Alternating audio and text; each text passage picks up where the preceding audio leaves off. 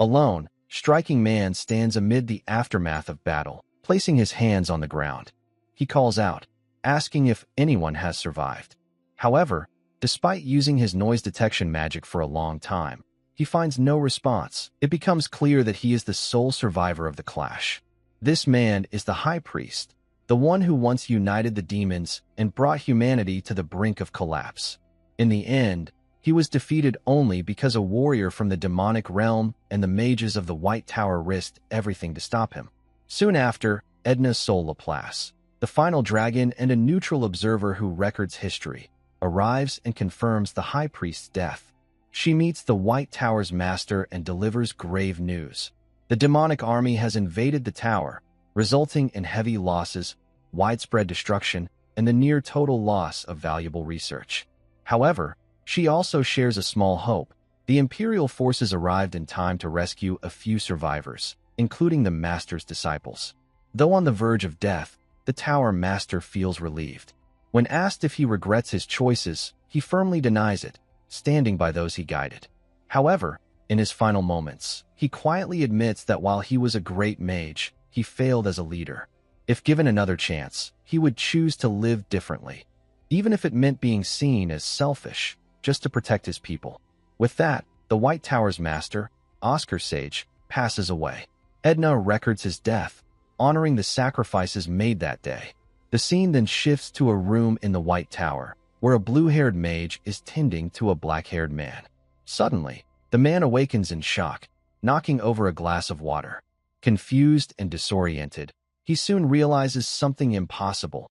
He is Oscar Sage, and despite clearly remembering his death, he is somehow alive again. As he tries to understand the situation, an elder named Maxim storms in, furious at the sight of him awake. Tension rises as Maxim attempts to strike him, but Oscar instinctively casts a wind shield, suspecting danger. However, the spell collapses instantly, and in that moment, Oscar realizes a shocking truth. His magic has become incredibly weak. Elder Maxim notices Oscar's wind shield, and, instead of attacking, praises his effort. He decides to postpone any punishment regarding the misuse of research funds, allowing Oscar time to recover before leaving. Once he's gone, Frank, clearly shaken, questions Oscar's behavior. However, Oscar is more concerned about his condition. His mana circuits, capacity, and purity are all severely degraded, making him doubt if this is truly his body. When Oscar asks how long he has been unconscious, Frank reveals it has only been about a day, contradicting Oscar's expectation of months. Trying to understand the situation, Oscar asks about familiar names like Lloyd, Gilly, and Sasha, but Frank is confused by his tone and references. He explains that Lloyd betrayed the White Tower and joined the Red Tower, while Gilly fled after stealing a high-level spellbook. Even more shocking, Sasha is now the Tower Master, no longer a child, but a 25-year-old adult. Overwhelmed, Oscar looks outside and realizes the world has drastically changed. Advanced magic engineering has transformed the city, confirming that 20 years have passed since his death. He then pieces together the truth. He has reincarnated into the body of Oscar Krasizian, a 20-year-old, low-level mage from a fallen noble family.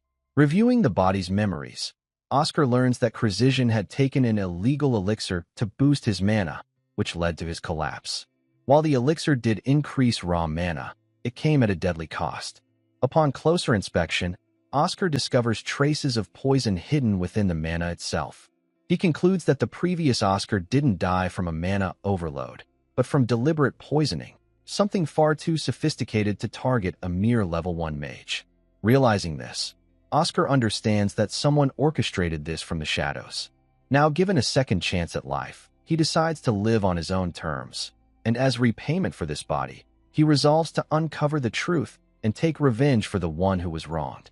On the outskirts of Surin, inside a mansion, a worker reports to his boss that their shop has been completely destroyed from the inside by a White Tower mage. The attacker was specifically asking about the person who sold him the elixir. While they suspect it was Oscar, the boss finds it hard to believe. After all, a mere theory mage shouldn't be capable of defeating their men so easily. The underling expresses concern that the White Tower might launch an investigation, but the boss dismisses it. According to him, The person who supplied the elixir was wearing a white tower ring, making it appear as though the request came from one of their own. In his view, this provides enough cover to avoid suspicion. Unbeknownst to them, Oscar is already inside, silently listening. He finds the situation suspicious. No one would reveal their true identity so carelessly. By tracing the faint scent left in the elixir bottle, he has already concluded that far more people are involved in this scheme than he initially thought. Revealing himself, Oscar calmly confirms that he was the one who destroyed their shop and orders them to continue their earlier conversation. The boss lets out a heavy sigh, stating that he had considered letting Oscar go if he pretended to hear nothing. But now, he has no choice but to eliminate him. At his command, an underling draws his sword and rushes forward. This time, Oscar doesn't hold back. He casts Windbreaker, instantly killing the attacker.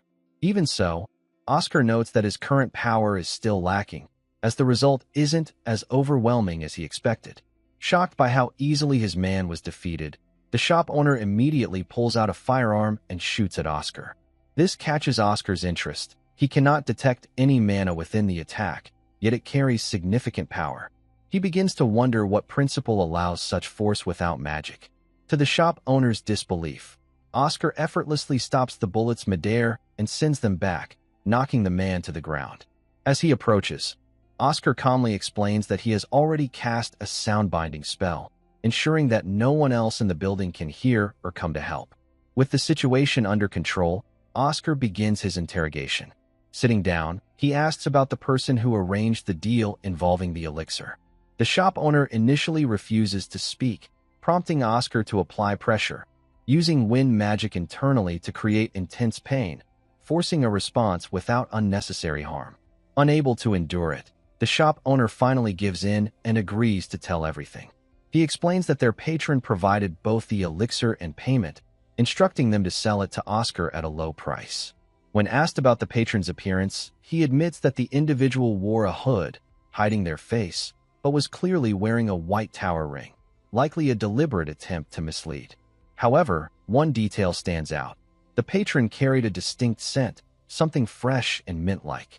Oscar takes note of this, recognizing it as a valuable clue. Continuing the interrogation, Oscar asks how they plan to handle the aftermath of his death. The shop owner explains that the White Tower is currently preoccupied with withdrawing from the 4 major magic towers, making a proper investigation unlikely. This confuses Oscar, prompting him to demand further clarification. In response, the shop owner hands over documents detailing the situation. The records explain that the White Tower established a festival known as the Day of the White Knight, commemorating the death of the High Priest. On this day, the Emperor honors Oscar Sage's sacrifice by granting the tower significant benefits, including a 30-year tax exemption. However, despite this recognition, the White Tower has produced the worst results among the 4 major magic towers in recent years. Ever since its devastating losses 20 years ago, it has failed to recover.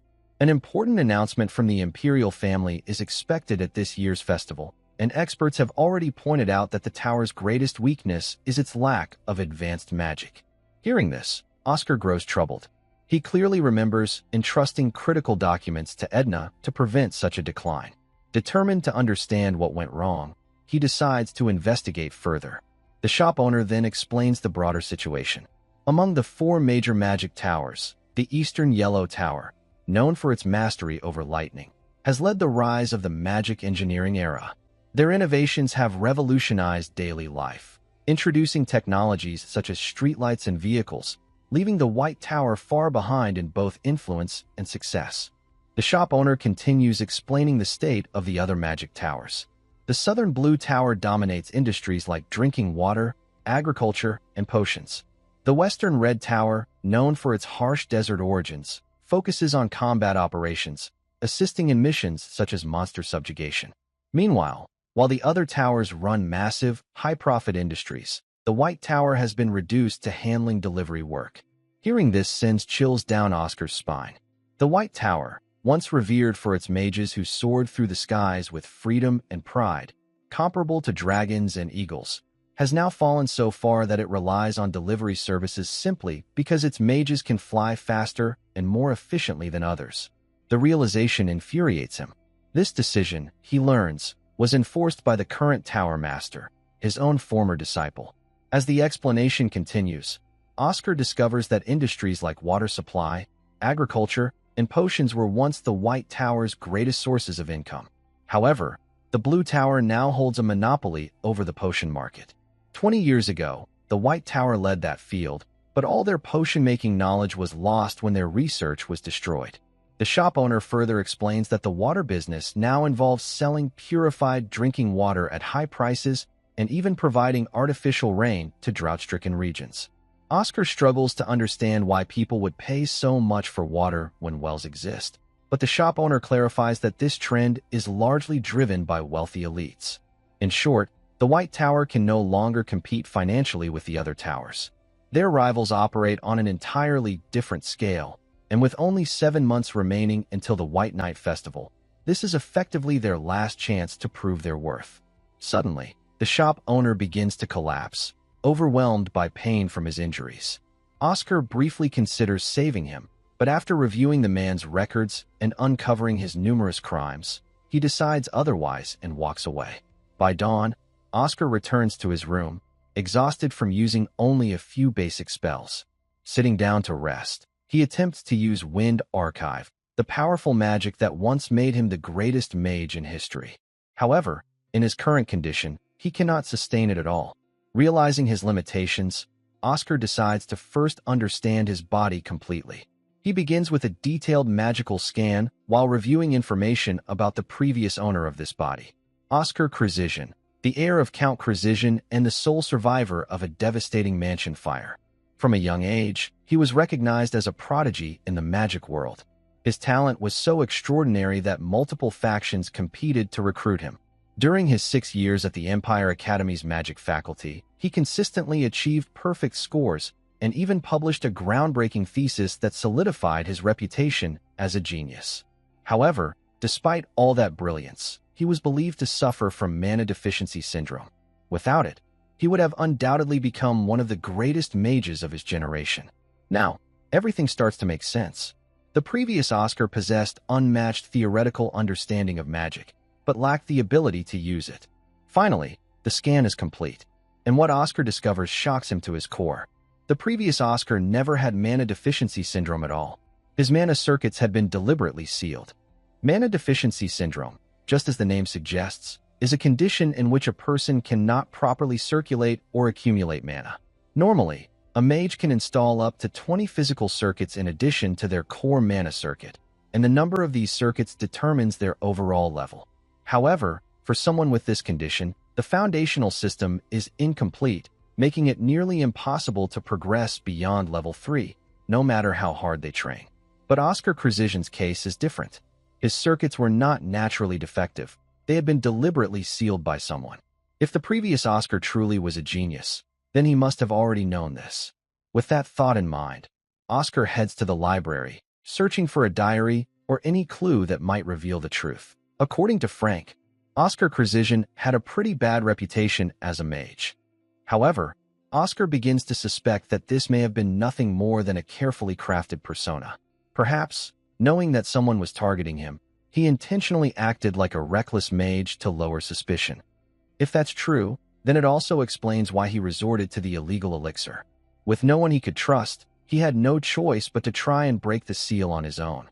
Unlike him, however, Oscar believes he can succeed. He only needs to untangle the knot binding the circuits. While gathering books for research, Oscar comes across a text titled A Reinterpretation of Basic Magic, filled with detailed notes. As he flips through the pages, he notices sections that have been carefully marked and studied. The deeper he reads, the more he realizes something astonishing. Every theory and concept written inside is accurate. Even without being able to use magic, the previous Oscar had simulated countless experiments purely in his mind and arrived at correct conclusions. At that moment, Oscar fully understands why he was called a genius. In terms of theoretical understanding, the two of them are remarkably similar. More importantly, it becomes clear that the previous Oscar never gave up on magic. On the contrary, he worked harder than anyone else. His notes reflect an overwhelming passion, a love for magic that never faded. Then, Oscar finds a message written in the book. It states that the previous Oscar was about to attempt his greatest challenge. This confirms it. He knew everything. And yet, he had to face it all alone. A young mage, burdened by a cruel fate, who never broke and quietly walked a lonely path. Understanding this, Oscar makes a firm vow. As the 17th master of the magic tower, he swears to undo the knot that the previous Oscar could not. Sitting down, he prepares himself for the task and makes another promise as well. Those who destroyed the previous Oscar's life will be held accountable. Exhausted from analyzing the sealed circuits, Oscar eventually falls asleep. But the moment he does, he finds himself standing in a garden. There, he sees his past self, teaching his young disciples. Instantly, he realizes what's happening. This is the effect of the curse placed on him by a nightmare viscount from the demon realm. Because of that curse, every time he sleeps, he is forced to relive fragments of his past.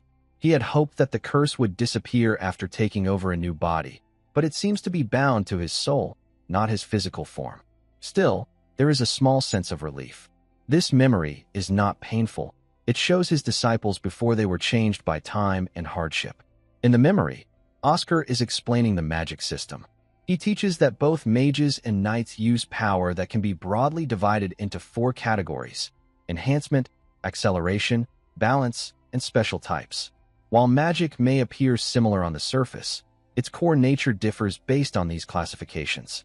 The White Tower, he explains, specializes in balance-type magic. Among the children listening are Lloyd Schultz, only 9 years old at the time, Sasha Maist, just 5, and Gilead Dominic, who is 7. Oscar continues, explaining how each tower focuses on different strengths. The Golden Tower prioritizes speed, specializing in acceleration-type magic. The Red Tower focuses on raw power, representing enhancement-type magic. Meanwhile, both the Azure and White Towers emphasize balance. At one point, young Gilead confidently declares that he wants to choose acceleration-type magic. However, Oscar gently corrects him. Magic type isn't something you choose, it's something you're born with. To demonstrate, Oscar draws a magic circle and asks Sasha to try it first. She follows his instructions, and the result reveals that she possesses balance-type magic, the same as Oscar. Delighted by this, Sasha beams with excitement. Next, Gilead steps forward and performs the test himself, discovering that he indeed has acceleration-type magic, just as he had hoped. Lloyd is revealed to possess special-type magic. Disappointed, he asks Oscar if it's possible to change one's magic type after it has been determined. Oscar explains that special types are extremely rare, making up only about 0.2% of all mages. Curious, he asks Lloyd why he wants to change it. Although it isn't possible, Lloyd honestly admits that he simply wanted to have the same magic type as his master. Hearing this, Oscar playfully responds that, since Lloyd is so rare, he will receive the most private lessons out of everyone. He even pretends to worry about finding a way to change magic types. This immediately cheers Lloyd up, and he eagerly asks Oscar to promise him those extra lessons. The two seal it with a pinky promise. Watching this memory unfold fills Oscar with warmth. It reminds him why Lloyd was once called the Promise Man. No matter how mature he tried to act, he was still just a child. Oscar suddenly wakes up to a loud announcement, instructing him to report to Lab 4202. By this point, Oscar has unlocked 12 out of 20 physical circuits. In the process, he has also gained 2 additional mana circuit lines, advancing himself to level 2. Arriving at the lab, he finds Elder Maxim waiting at his desk. Maxim asks about Oscar's condition and briefly mentions his memories. Before Oscar's reincarnation, Maxim had actually been his junior. Now 45 years old, he was once a diligent and sincere mage whom Oscar believed would have a bright future. Oscar can't help but smile, recalling how Maxim used to follow him around, calling him senior, and later Magic Tower Master, something Oscar always found endearing. Seeing Oscar suddenly laugh, Maxim is left confused. Getting straight to the point, he brings up a report regarding the deaths of the Gordon family's head and acting leader. He then asks Oscar if he has anything to explain. Oscar calmly states that they were killed after attempting to assassinate him. This shocks Maxim, prompting Oscar to present the evidence, commission fees, a ledger, and the elixir connected to the incident. He explains that he initially went to confront them, but the situation escalated when they tried to kill him. After reviewing the ledger and confirming the recovered money, Maxim determines that Oscar's account is credible. Based on the evidence, he officially closes the case as self-defense. With that settled, Oscar requests a personal favor. He wants to meet the current Magic Tower Master. Maxim explains that this wouldn't normally be difficult, as he often discusses magic with Sasha. However, she is currently away on an important commission and won't return for another 6 months. The fact that the Tower Master is handling such minor tasks highlights the absence of higher-level mages. Oscar also learns that Sasha is currently only level 7. At her age, he had already reached level 9, and given her talent, she should have at least reached level 8 by now. Changing the topic, Maxim asks if Oscar has been practicing attack magic again. Oscar casually replies that he trains whenever he feels like it. Satisfied, Maxim dismisses him. After Oscar leaves, the Vice Master of the White Magic Tower, Hemel Glimwitz, arrives. He advises Maxim not to be too harsh on Oscar. However, Maxim isn't easily convinced. He knows that even basic wind shield magic couldn't be refined to that level in just a day or two. This leads him to believe that Oscar has been secretly training for quite some time. The two then head off to attend an elders meeting. Meanwhile, Oscar makes his way to the 10th floor, the very garden he saw in his dream. Compared to his memories, the place now feels empty and quiet. As he walks through it, a gardener notices him and respectfully greets him as young Master Oscar. Curious, Oscar asks who he is. The man introduces himself as Walter, the caretaker of the Magic Tower's facilities. Realizing the rumors are true, Walter notes that Oscar seems to have lost his memories. He gently mentions that they used to spend time chatting together in this very garden. Oscar asks why Walter addresses him as young master. In response, Walter explains that he has been working at the White Tower since the time of the previous master, the great Oscar Sage. Hearing this, Oscar feels a quiet sense of satisfaction and decides to embrace the title. He then asks Walter to continue being his conversation partner. Although touched by the offer, Walter declines. He reveals that he will soon be leaving the tower after 40 years of service. Concerned, Oscar asks if something is wrong. Walter explains that during his time at the tower, he has served under 3 different masters, while his co-workers have gradually left over the years. Now, he is the only one remaining in his department. The reason he endured for so long was because of something the former master, Oscar Sage, once said during his appointment ceremony, that everyone in the tower should live with pride as members of the White Tower. Those words stayed with him all his life. However, it is precisely because of that pride that Walter has decided to leave. Confused, Oscar questions why such a meaningful belief would lead to his resignation. Walter calmly explains that the tower is no longer in a stable condition. Even the budget for maintaining basic facilities has been significantly reduced. Next month will mark Walter's 40th year at the tower. At that moment, Oscar realizes the real issue, the long service award. All non-mage staff members of the White Tower are entitled to a medal and a monetary reward upon completing 20 and 40 years of service. For 40 years, the reward amounts to 200,000 bells, enough to buy a house in most major cities. But Walter is worried that the current White Tower cannot afford such a payment. To honor that obligation, the tower would have to take on dangerous commissions and risk even more lives just to gather the necessary funds. Unable to accept that burden, Walter chooses to step away. To him, the White Tower is more than a workplace. It is his second home, and he cannot bring himself to strain it further. Hearing this, Oscar is shaken. He hadn't realized just how dire the tower's situation had become. He had always believed that other towers, like the Azure Tower, were simply pursuing wealth excessively. But now he understands. Those towers thrive because they have already secured overwhelming financial success. In contrast, all Oscar has are titles like War Hero and Savior of Humanity. Yet those titles mean nothing now if the tower cannot even support the people who have dedicated their entire lives to it. Lost in thought, Oscar clenches his fists tightly until Walter notices and gently calls out to him. As Walter carefully bandages his hands, Oscar learns that he plans to leave in just 2 weeks. At that moment, Oscar makes a firm decision.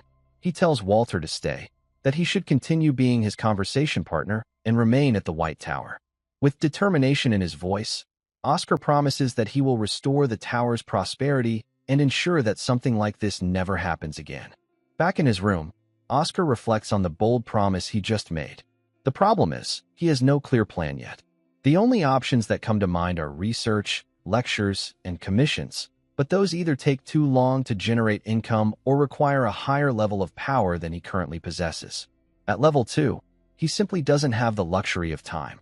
What he needs is a business that can generate massive profit quickly. As he thinks it through, one idea stands out: potions. While going through a newspaper, he comes across a piece of information that immediately catches his attention. The scene then shifts to the Vice Tower Master's office, where the elders are gathered to discuss Oscar's embezzlement. Fidenlina, the elder in charge of finances, is furious and demands strict punishment. However, Elder Maxim argues that the situation is already under control, as Oscar has shown signs of remorse. This only angers her further. As the argument escalates, Fidenlina suggests placing Oscar into isolation training as punishment. The Vice Tower Master, observing the heated exchange, can't help but question how two elders nearing their 50s could argue like this. He steps in and firmly rejects the idea, stating that such training would be excessive. Instead, he proposes that Oscar repay 3 times the amount of the misused research funds. Even so, Fidenlina remains unsatisfied. The discussion then shifts to a far more pressing issue: the tower's financial crisis. With funds running dangerously low, a decision must be made soon. Fidenlina suggests selling the equipment from the potion production chamber, which would allow them to survive for another 3 months. Otherwise, the White Tower may be forced to shut down entirely. The Vice Tower Master immediately opposes this idea. He reminds them that the White Tower is a place for mages to study and share knowledge. Selling off their core infrastructure would be equivalent to sacrificing their future just to survive the present. Fidenlina coldly questions whether the White Tower even has a future left. They have waited 20 years for a miracle, and none has come. Even if a genius exists somewhere, she believes no one will come to save them. Just as the Vice Tower Master is about to respond, there's a knock on the door. Oscar enters and greets the elders before getting straight to the point. He proposes starting a business. This immediately irritates Fidenlina. From her perspective, Oscar has already misused funds, and now he's suggesting another risky venture that could waste even more resources. Ignoring her reaction, Oscar turns to the Vice Tower Master and brings up an article he read. The Vince estate has recently gone into lockdown due to a severe flu outbreak. The Vice Tower Master confirms the news and adds that there are rumors it could be the Cadena flu, a highly dangerous illness with no known cure. In the past, the White Tower had developed a vaccine for it, so it was never a major threat. However, that formula was lost 20 years ago during the tower's downfall. Even the Azure Tower, which now dominates the potion industry, has failed to recreate it despite years of effort. And that's exactly where Oscar sees an opportunity. He declares his plan to produce and sell a vaccine for the Cadena flu. It's something the White Tower once monopolized, and now he intends to reclaim that position. However, Fidenlina dismisses the idea immediately. In her eyes, the plan isn't even worth considering. For the past 20 years, countless magic towers and pharmaceutical groups have invested immense time and resources into recreating the vaccine, and all of them have failed. Fidenlina firmly believes there is no way a 20-year-old like Oscar could succeed where countless experts have failed.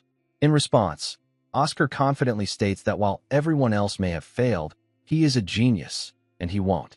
His bold claim only angers her further.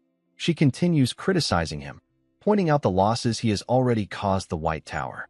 Before things escalate, the Vice Tower Master steps in and tells her to remain professional. Regardless of her role in managing finances, Oscar has presented a formal investment proposal as a mage of the White Tower, and it deserves to be treated seriously.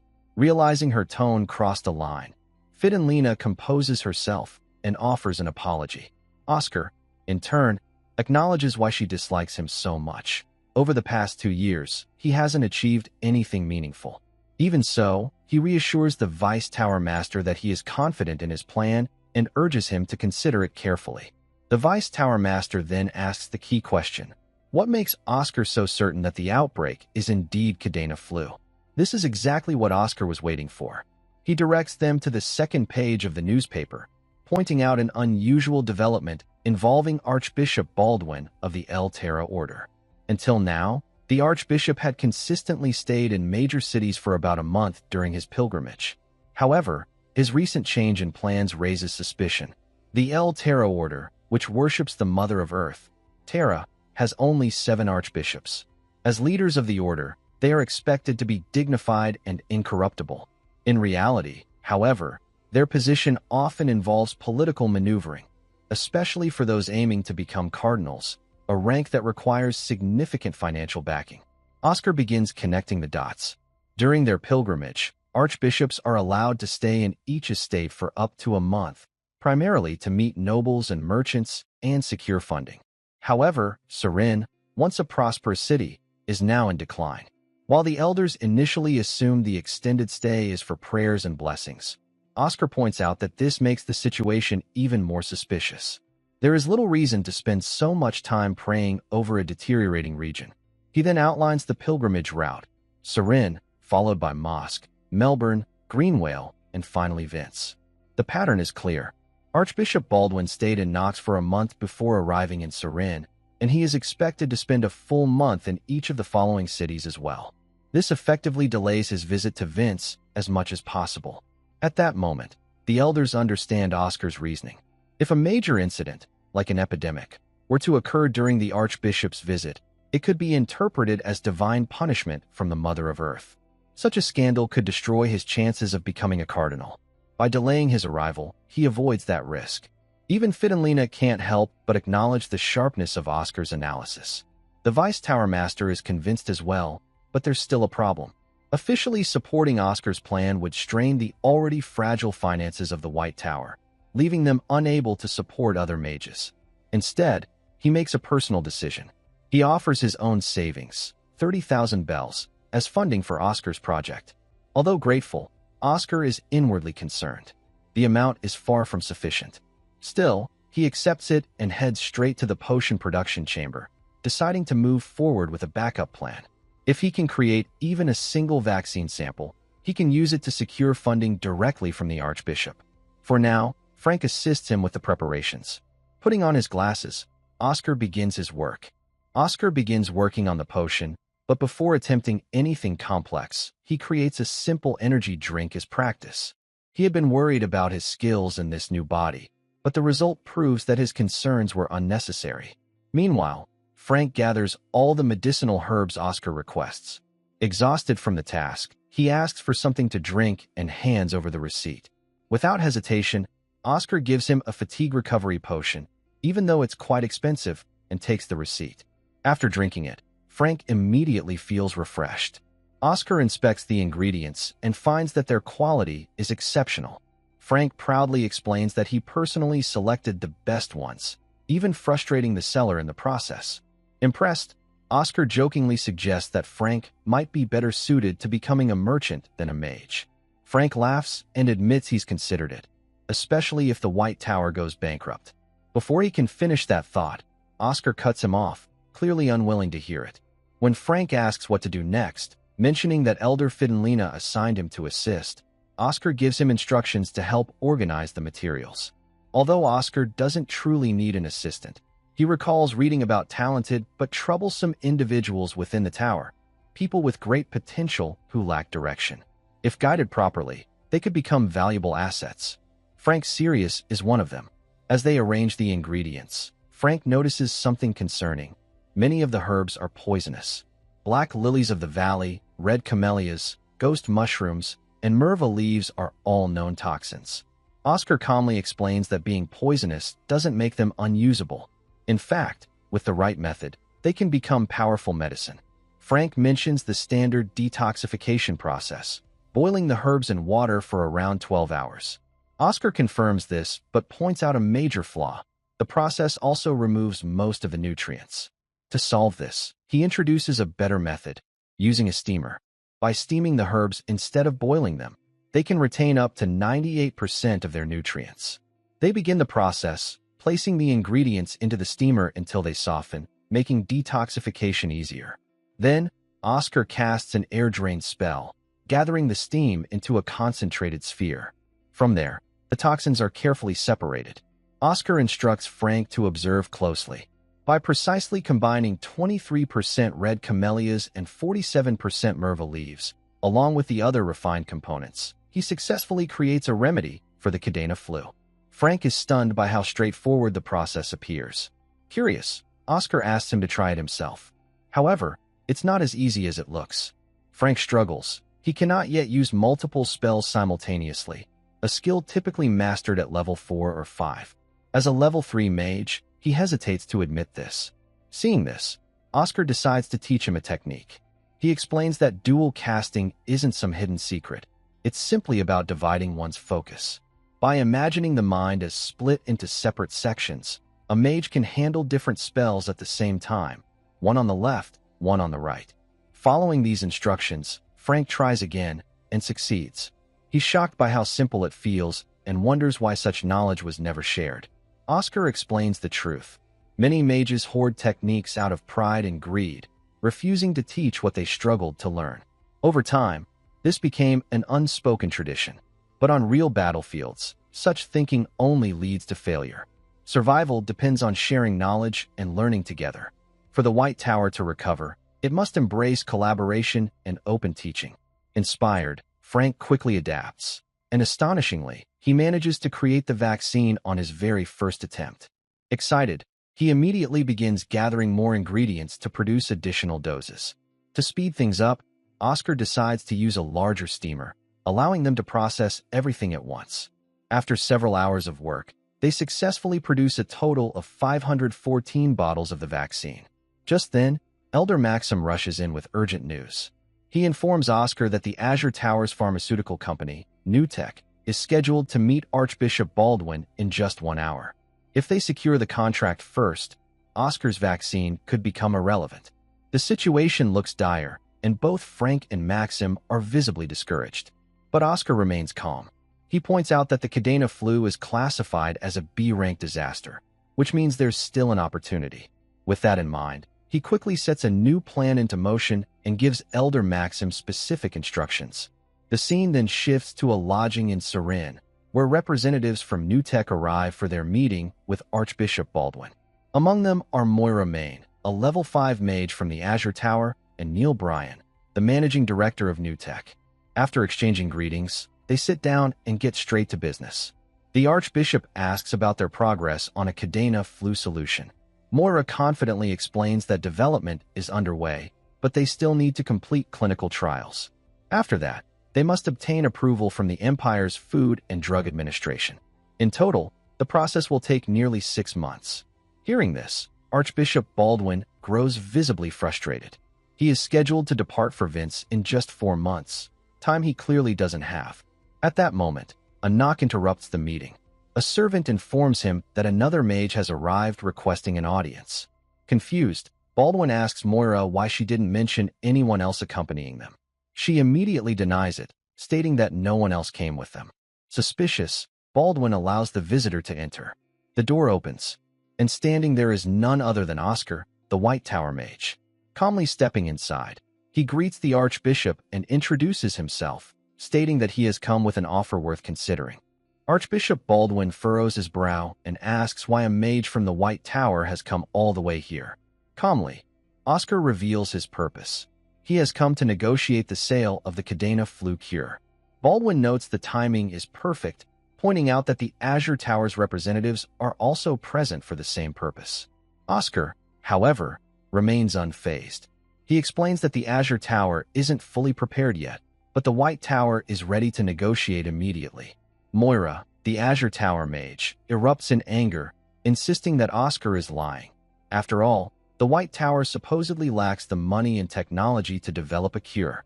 Baldwin, sensing her point, asks Oscar for proof.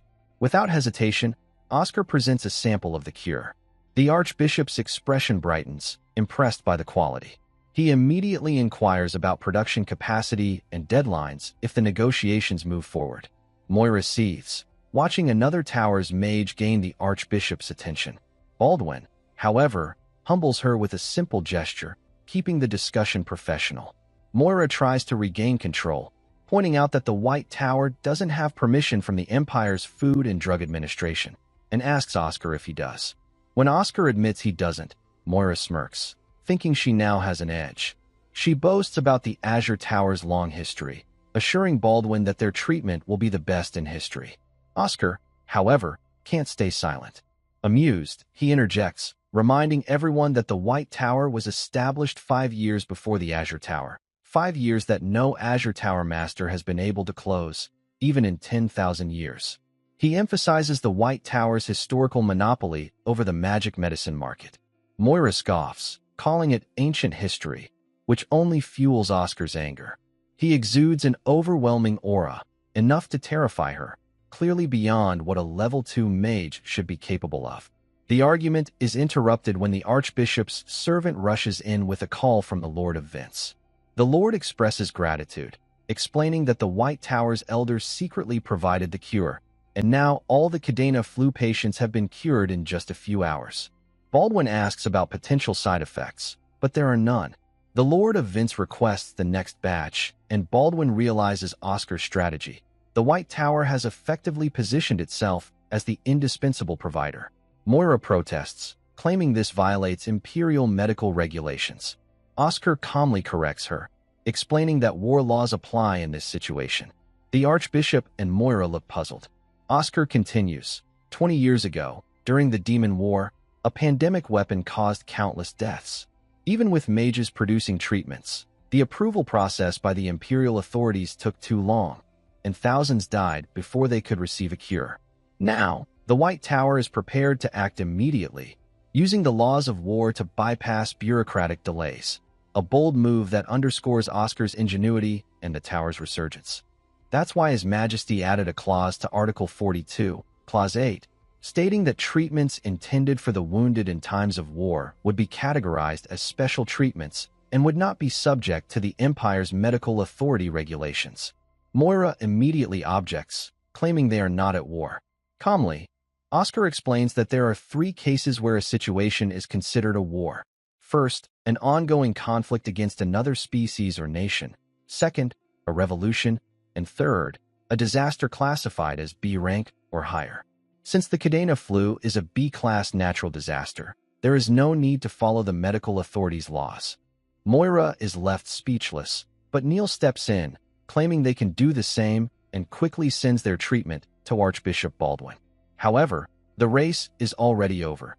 The moment the White Tower's cure reached Vince, victory was secured. Moreover, the Lord of Vince believes Archbishop Baldwin is working with the White Tower, so he cannot backtrack and claim it was the Azure Tower instead. Neil suggests lowering the price, but this only angers Baldwin further, who sees it as an attempt to buy his favor. He orders them to leave immediately. Moira rises, clenching his fists, threatening Oscar as he departs. Before he can leave, Oscar calmly informs him that he has already registered the patent for the treatment and vaccine with the palace. If the Azure Tower wants to sell their version, they must pay royalties to the White Tower, or risk being shut out. Enraged, Moira storms out. Neil greets Baldwin and then Oscar, and as he passes by, a familiar scent catches Oscar's attention. A refreshing, clear mint smell, the same scent the underworld boss had mentioned. Recognizing it, Oscar chooses to remain silent for the moment. Baldwin invites Oscar to sit so they can discuss further details. The conversation turns to pricing. Baldwin reveals that the Azure Tower in Newtek had requested 2 million bells for their cure. Oscar smiles confidently and announces he will sell it for 5 million bells, surprising the Archbishop. A few hours later at the White Tower, Oscar hands a check for 10 million bells to Fidenlina, leaving her speechless. After a moment, she smiles and compliments him, saying she knew he could do it. The Vice Master also examines the check, bewildered at the amount, knowing Baldwin would never authorize such a sum. Oscar calmly explains that the extra money comes from advertising fees he added to the deal, showcasing his cunning and strategic foresight. According to the official statement from the White Magic Tower, Archbishop Baldwin had seemingly predicted the Cadena flu outbreak, as if he had received a revelation from the Earth Mother. For someone aiming for the next cardinal seat, the title of an archbishop, blessed with revelation, was an irresistible temptation. Impressed by Oscar's offer, Baldwin signed the contract for 10 million bells, far exceeding the initial suggestion. In return, The White Tower promised not only to deliver the vaccines, but also a second batch of the cure within a week. The Vice Master couldn't help but praise Oscar's ingenuity. The original punishment had been for Oscar to repay 3 times the embezzled research funds, but instead, he returned 400 times that amount. The Vice Master withdrew the punishment entirely, and even Fidelina had no objections. Fully impressed, the Vice Master promised to support Oscar in every possible way. All he needed to do was ask. Oscar immediately requested to gather as many mages as possible at level 4 or higher. The Vice Master agreed, allowing Oscar to select them personally. He instructed Fidelina to post a recruitment notice in the tower, stating that level 4 or higher mages were needed for the potion lab, with a daily wage and meat as a side dish. Within hours, the potion lab was filled with senior students. Oscar arrived and was amazed at the number of students who had come voluntarily. Trying to capture their attention, Oscar cast a soundbind spell to silence the chatter. He bowed and respectfully requested their help to produce the Cadena flu vaccine and cure. The senior students smirked at his display, suspicious that Oscar might be attempting another scam. Confused by their reaction, Oscar asked Frank if the students really hated him that much. Frank confirmed that their resentment was understandable. They remembered Oscar's arrogance, reckless spending, lack of research. This made Oscar question whether the previous Oscar had truly been such a terrible mage. One of the senior students, a yellow-haired girl, stepped forward to ask questions about recreating the lost potion formulas. Oscar revealed that the formulas would be revived, surprising everyone. She then asked if the cure had been proven effective. Oscar confirmed that a contract had already been signed with the order. The girl hesitated and asked why Oscar would share such a valuable secret with them, considering the risk of leaks to other towers. Oscar candidly admitted that he didn't understand why senior students continued to stay at the White Tower despite their talents. Angered by his attitude, she declared that she and the others had wasted their time and began to leave. Oscar called out to her, claiming he knew the sacrifices she had made for the White Tower. The girl froze and turned around. Her name was Rena, a 25-year-old mage whose talent and leadership had drawn attention from the Red Tower and various corporations, all of whom she had refused.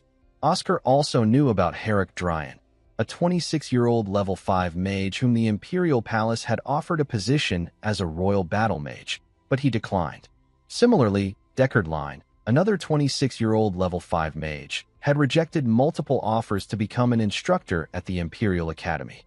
Rena and her peers were the backbone of the White Tower, and Oscar now understood the level of dedication and talent he had at his disposal.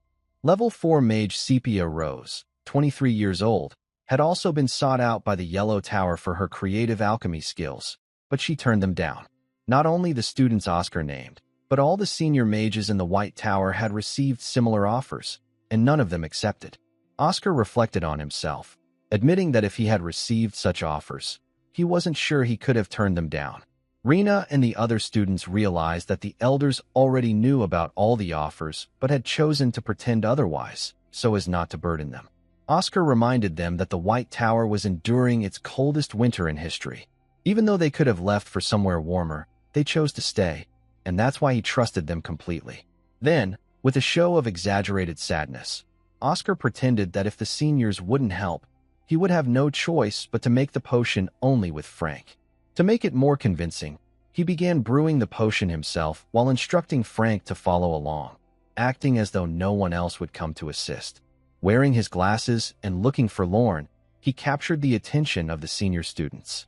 Rena coughed, adjusted her glasses, and started helping, which encouraged others to join in.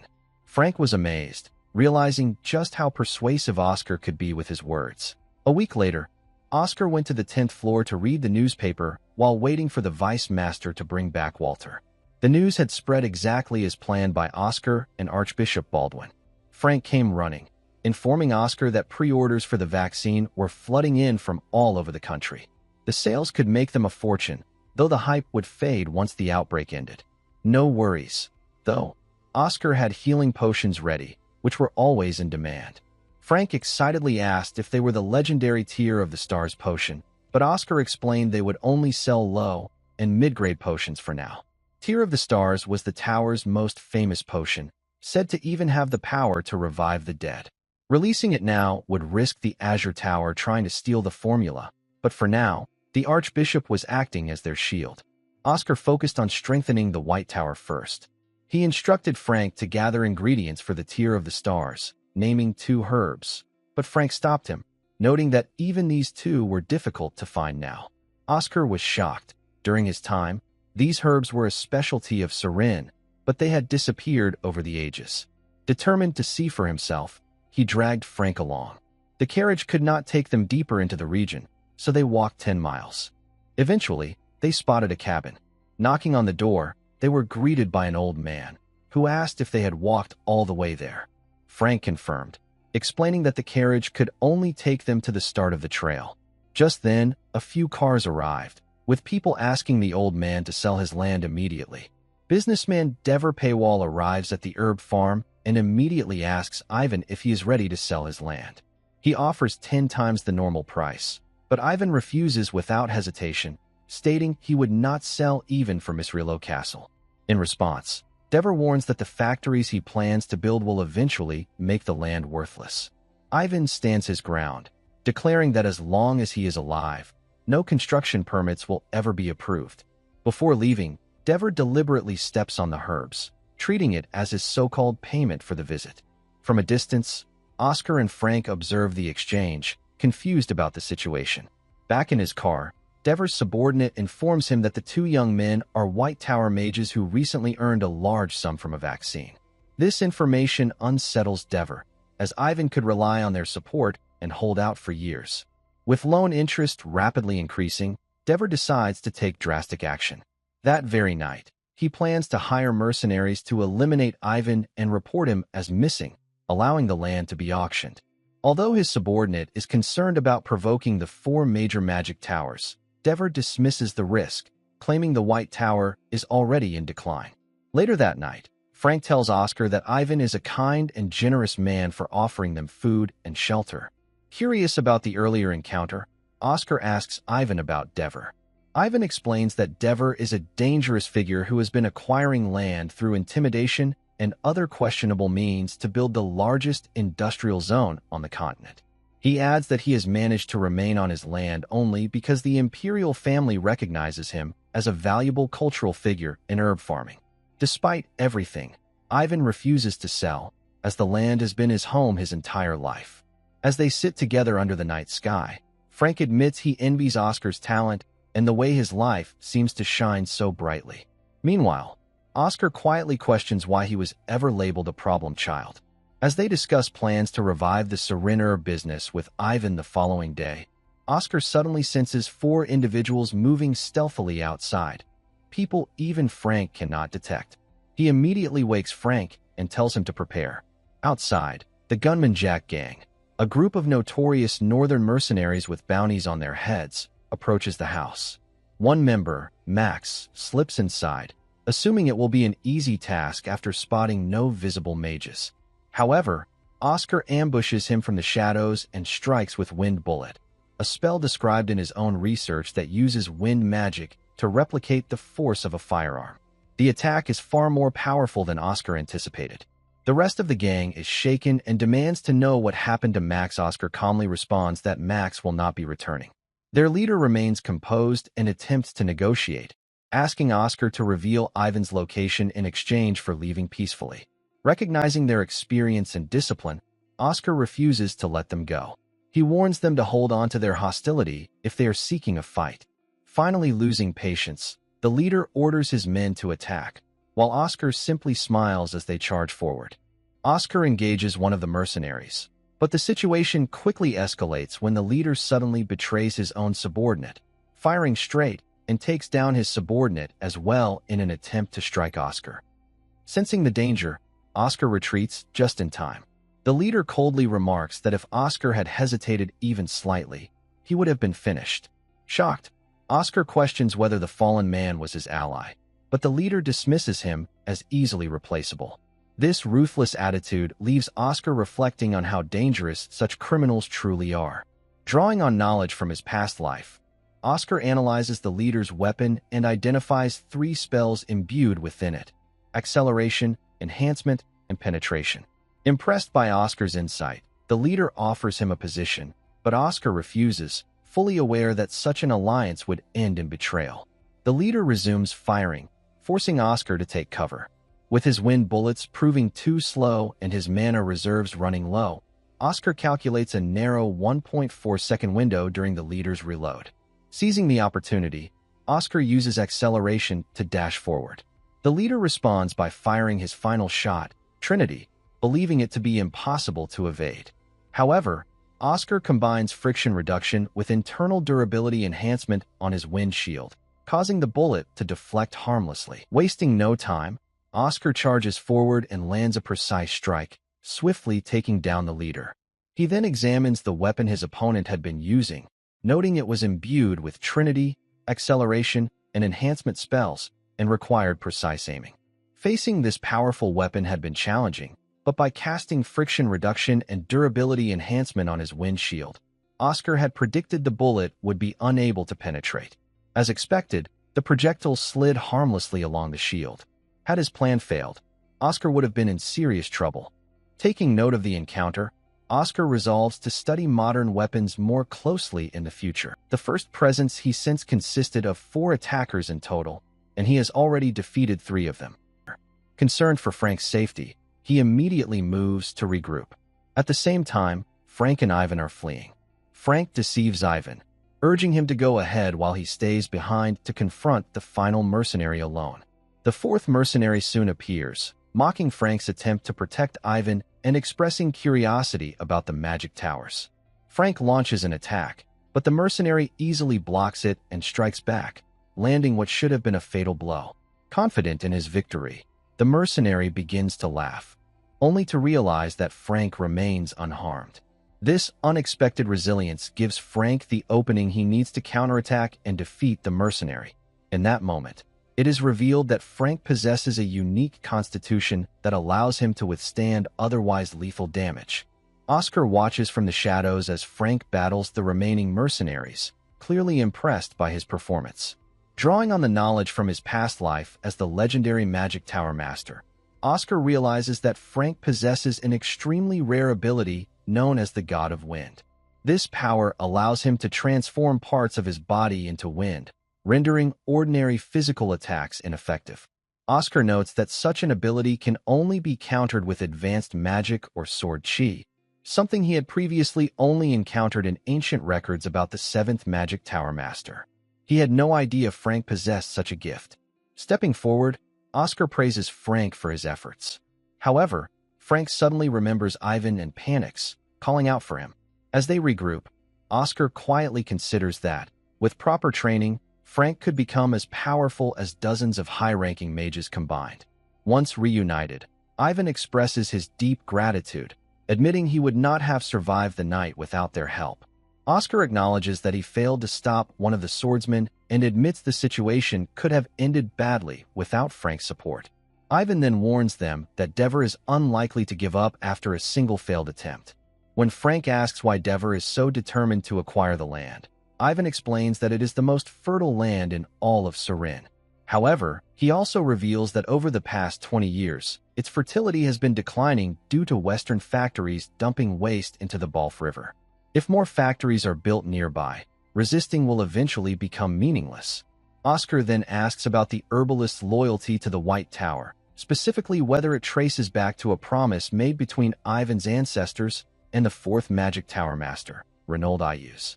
Ivan is surprised by Oscar's knowledge. Oscar explains to Frank that, long ago, herbalists were treated as outcasts and persecuted, until Reynold Ayus granted them Surin as a permanent home.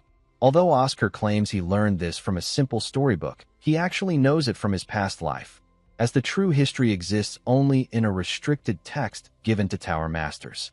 Moved by this, Ivan becomes emotional and says the White Tower gave his ancestors both a home and their dignity, and that they could never abandon that bond.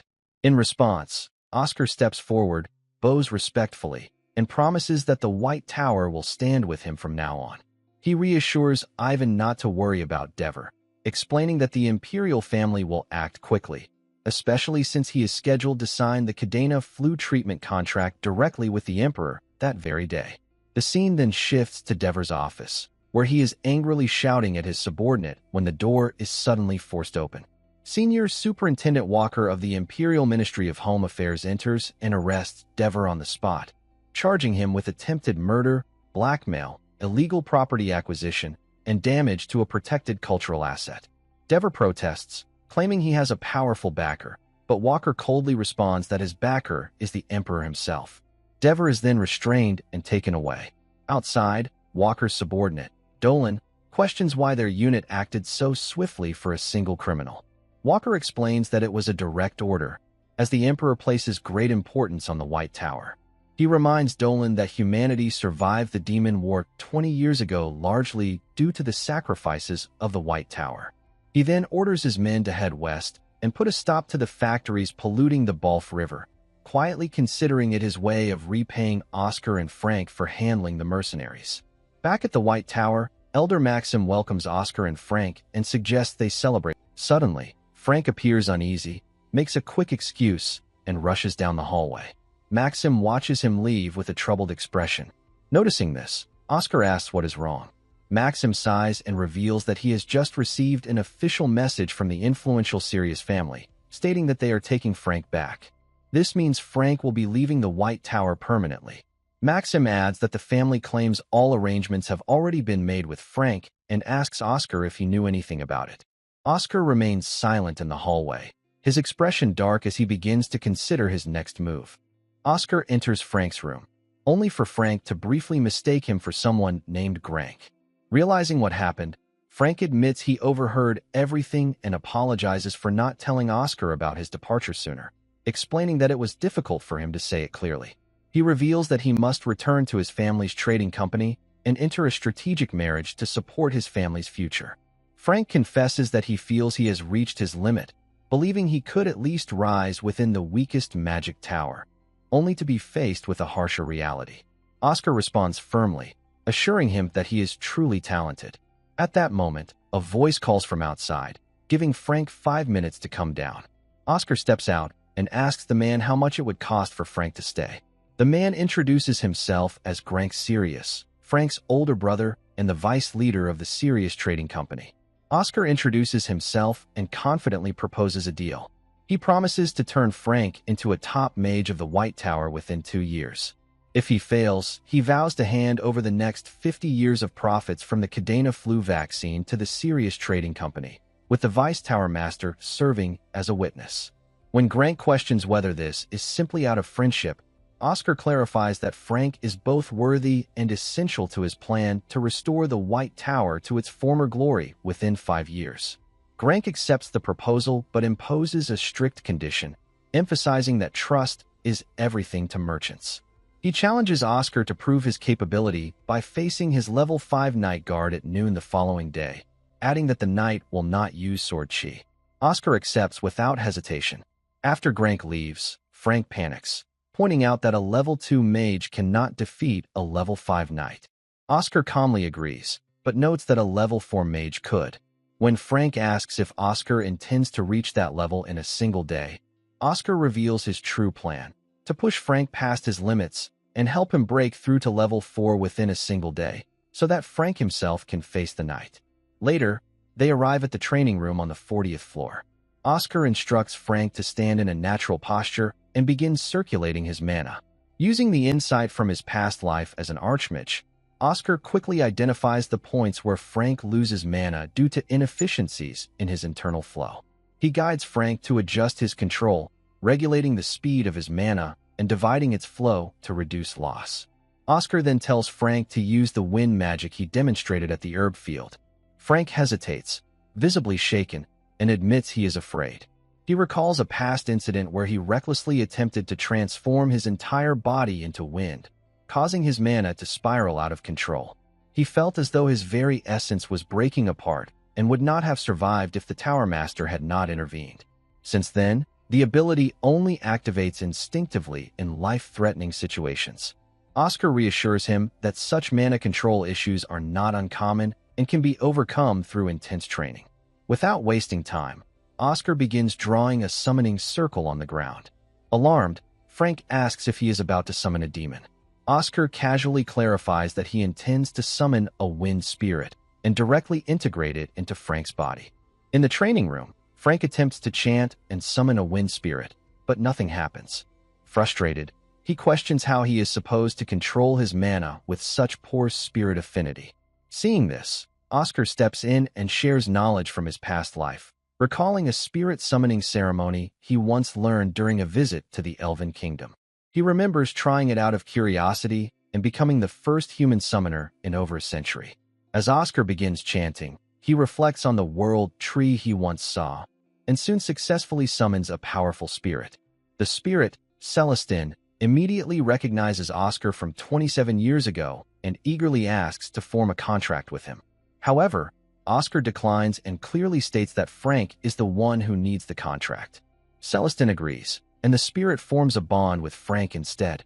The next day, everyone gathers in the dueling hall. The Vice Tower Master is present as the official witness, agreeing mainly because Oscar insisted on it.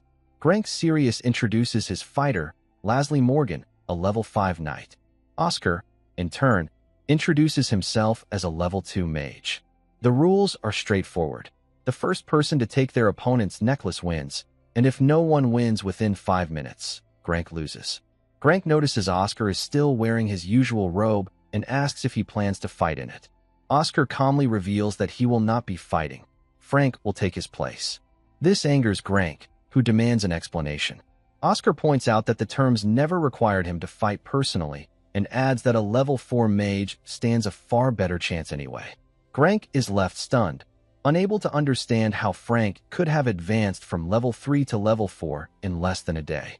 Assuming it is a bluff, he instructs Lasley not to hold back. Before the match begins, Oscar reassures Frank, telling him not to be afraid. As the duel starts, Frank quickly retreats, creating a 20-meter gap between himself and Lasley, and launches 2 wind blades simultaneously. Lasley blocks both attacks with ease, stopping their momentum without even using sword chi. He then releases the overwhelming pressure of a level 5 knight, making the difference in strength clear. Watching from the sidelines, Grank concludes that Frank was never suited to be a battle mage and should return to the trading company before getting seriously injured.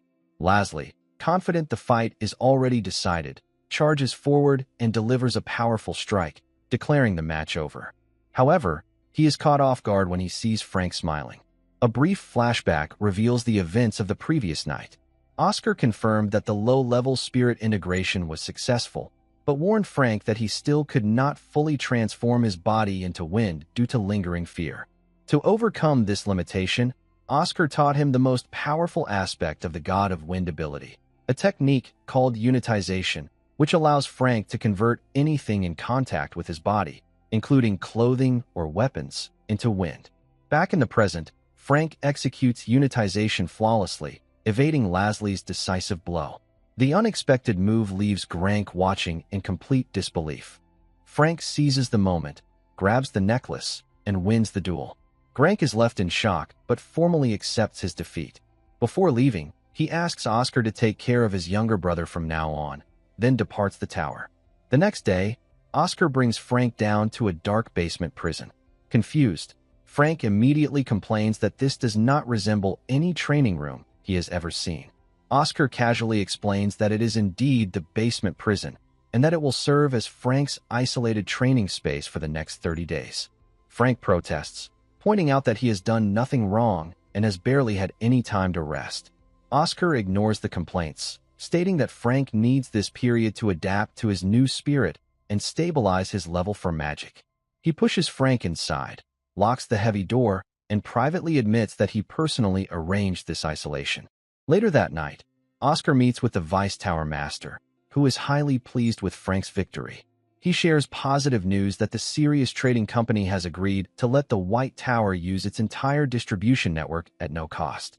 He then asks Oscar to take on a special lecture for the tower's mages.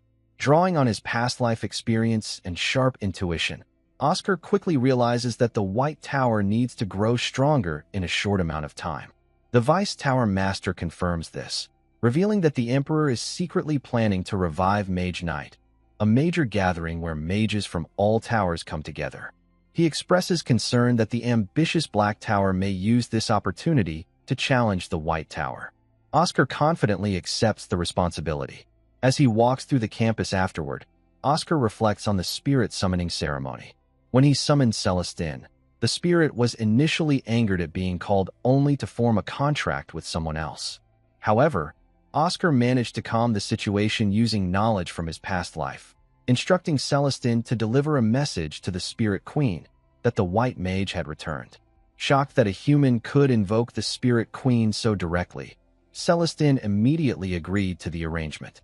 In return, Celestine conveyed a message from the Spirit Queen, reminding Oscar not to forget his past promise.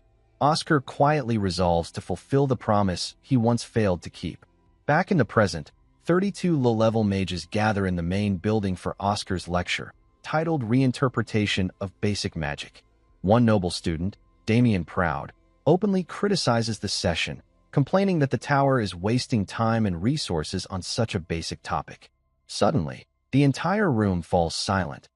Oscar steps onto the podium, having already cast a sound-binding spell that suppresses all noise within the room. He introduces himself as Oscar Crushen, a level 2 mage, which shocks the students, who cannot believe someone of such a low rank is leading the class. Remaining calm, Oscar tells them they are free to leave, but with one condition. They have 10 minutes to break his silent spell and clearly state that they do not wish to attend his lecture.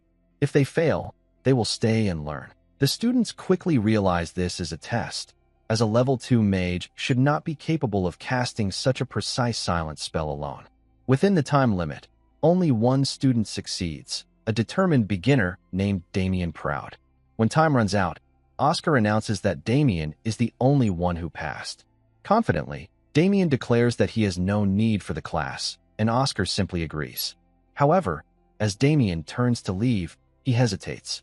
Feeling unsettled by how easily he was dismissed, he decides to stay and see what Oscar has to offer. As a reward, Oscar invites Damien to the front and asks him to demonstrate his preferred basic spell. Damien casually casts Wind Cutter.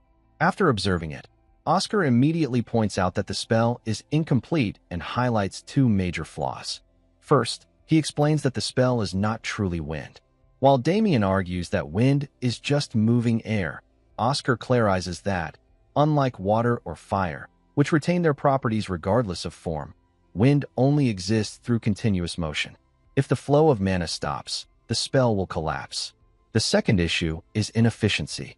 Oscar notes that Damien is using far more mana than necessary. From a single cast, he deduces Damien's background, coming from the well-known Proud family, and attempting to replicate advanced magic before mastering the basics, forcing his spells to work through excessive mana output. Shocked by how accurately Oscar assessed him, Damien quietly decides to remain for the rest of the lecture. Over the next 3 weeks, Oscar's reputation spreads throughout the White Tower. Even level 4 and 5 senior mages begin attending his lectures, and students line up at dawn just to secure a seat. During one particularly crowded session, Oscar notices Elder Maxim seated quietly at the back. He begins the lesson by stating that wind is the most fundamental basic spell.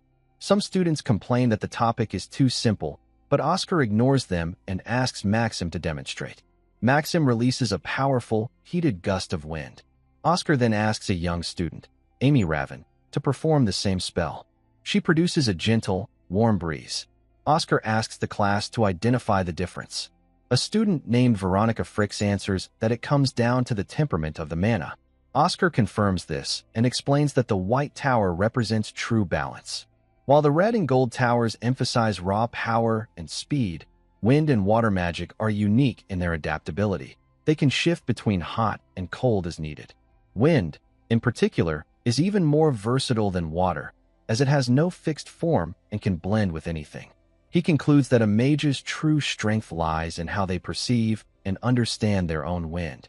At that moment, Maxim begins murmuring to himself before suddenly falling into a deep trance, visibly affected by Oscar's words.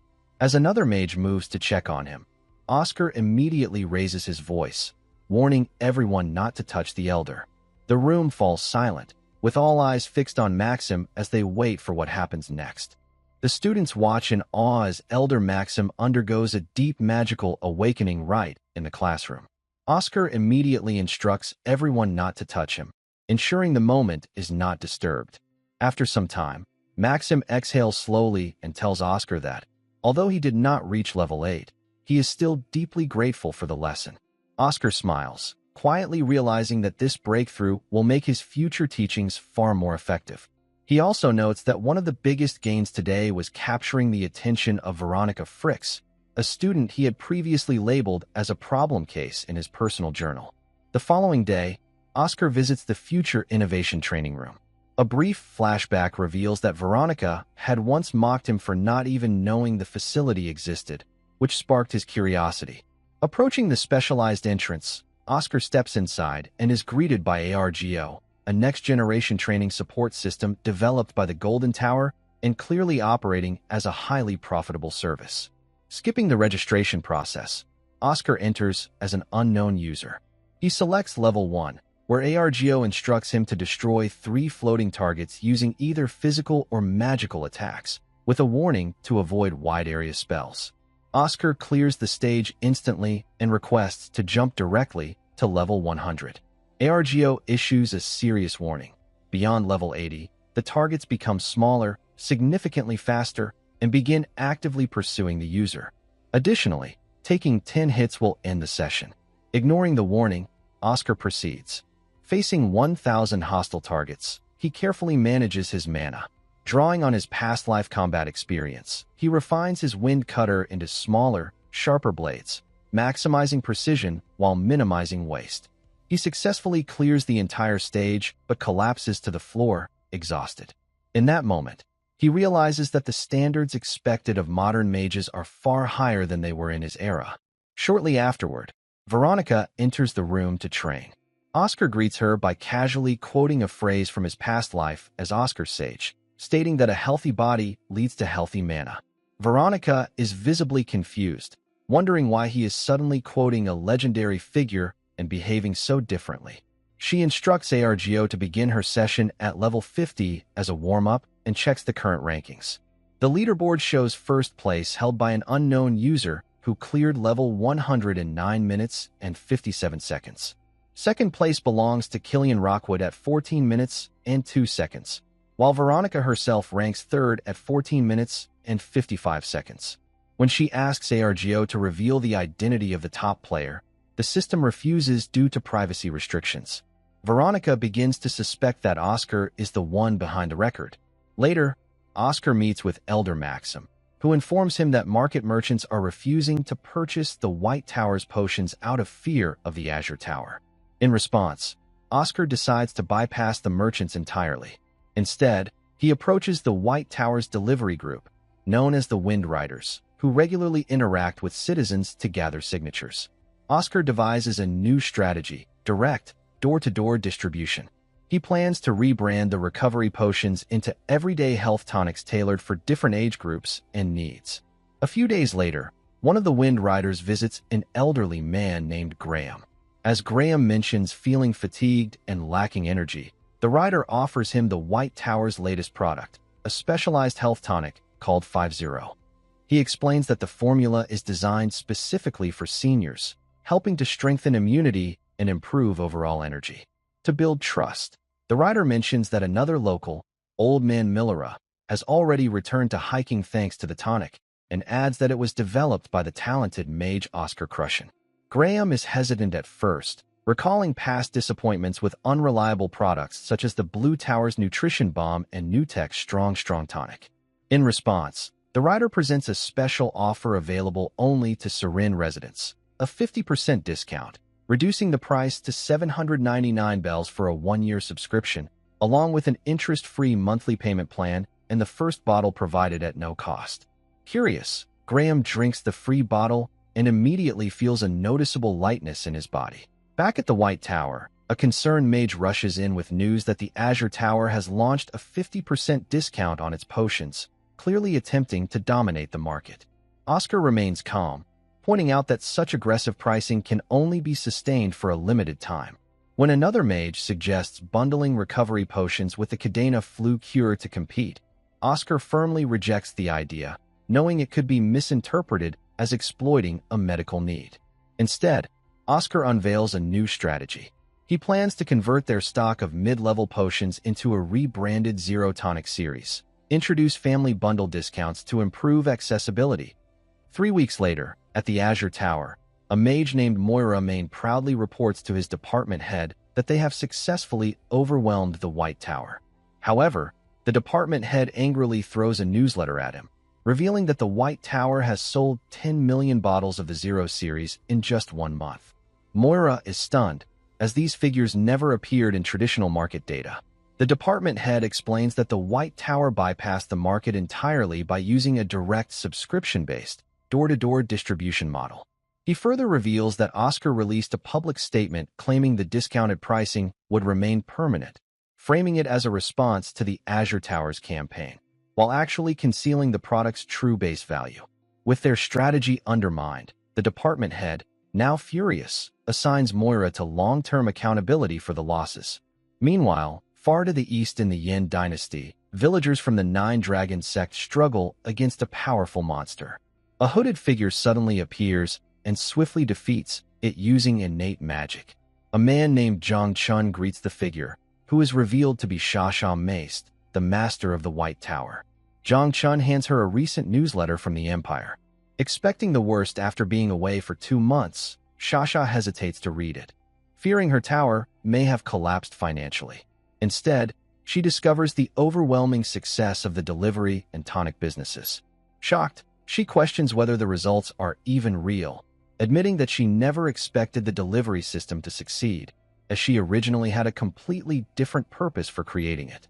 Confused by the rapid changes, Shasha instructs Zhang Chun to send her commission fee to the Imperial Bank. Without delay, she departs, determined to return and see the transformation of the White Tower with her own eyes.